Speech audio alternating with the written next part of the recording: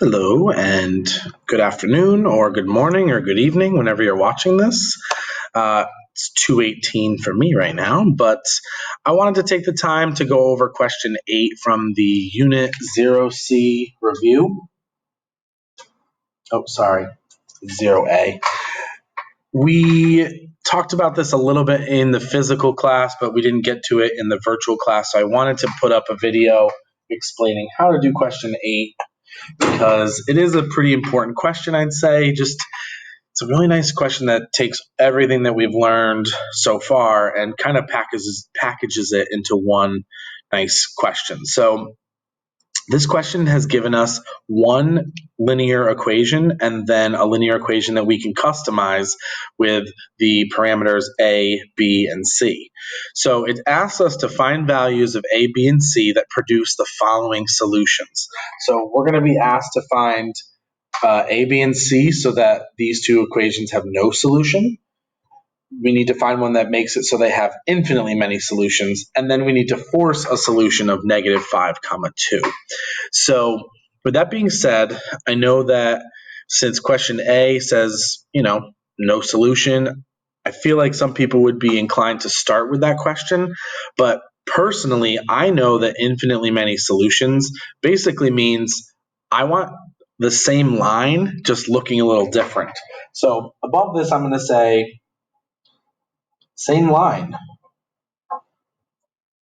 And we can say just looks algebraically different.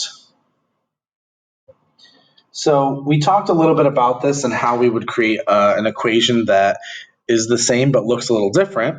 We're going to take the one that we were given, 6x minus 3y equals -36. And we could either multiply this by a whole number, we could divide it by a whole number, heck, we could multiply it by anything with decimals, fractions, but we're really just trying to find a nice simple answer here. So the easiest way would be to multiply everything by -1. We could say -6x plus 3y equals +36. That would be an example of another equation that has the same solution, has infinitely many solutions. So that's an example where a equals -6, b equals 3, and c equals +36. So that's one example. Another one we talked about in class today was I could take 6x minus 3y equals -36. And since each of those coefficients look like they're divisible by 3, well, let's multiply by 1/3, and we are going to get 2x minus y equals -12. So a equals 2, b equals -1, and c equals -12. That is certainly another answer. So there's basically no bound to how many different examples or collections of A, B, and C we could come up with, as long as they're just all multiples of the original equation.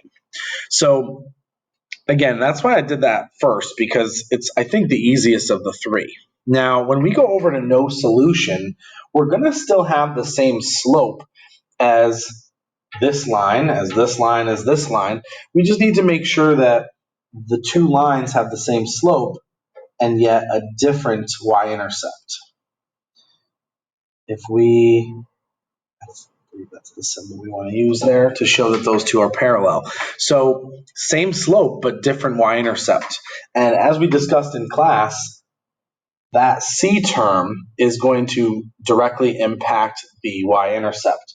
If I were to change this into y equals mx plus b form, we would see that it's -a over bx plus c over b. So you can see that the variable c is the only one that is only impacting the y-intercept. So I just need to know that a and b need to be the same as it was over here, but then a different c value here to either bring the line up or to bring the line down. So let's take a quick look at that. We could either say a equals -6, b equals 3, and c equals anything but 36. So I'm just going to say 100 or whatever. basically just know that C cannot be 36 there.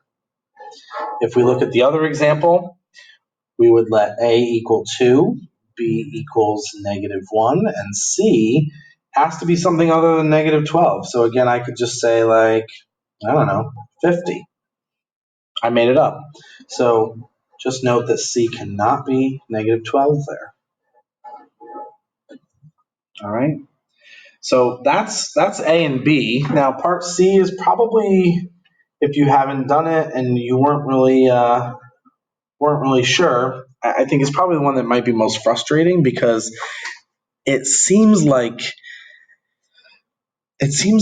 you should have to make more locked choices, meaning you can just actually pick two of these variables or two of these parameters and then algebraically force the last one to be true. So if you take a look at our ax plus by equals c, we need to make sure that the point x equals -5, y equals 2, we need to make sure that that point goes through this line. So it's just about forcing this to be a true algebraic statement once you're all done. So I'm going to choose coefficients of 2 and 3. And I don't know what the c variable is going to come out to. So I'm going to write our new system. Instead of ax, it's going to be 2x. And then by is going to be plus 3y. Now, notice I'm going to let c stay as a parameter. And you might be asking, well, where do I get x and y? You get x and y from the point given. So we will substitute in -5. We'll substitute in 2. And then we're just going to let the chips fall. However this turns out, it's going to tell us what c must equal. So I'll get -10 plus 6 equals c, and that's -4 equals c. So a would equal 2, b would equal 3, and c equals -4. This is one example that works. You'll notice on the answer key that we're going to give you, a is equal to 1, b is equal to 1, and we find out c. A way to check your answer here is to rewrite the system, but instead of the A, B, and C, you're going to use the ones that you came up with. So we're saying that 2x plus 3y equals -4 is going to produce a solution of -5, 2 when paired with our original equation. So let's just go make sure that the point -5, 2 is indeed on this line.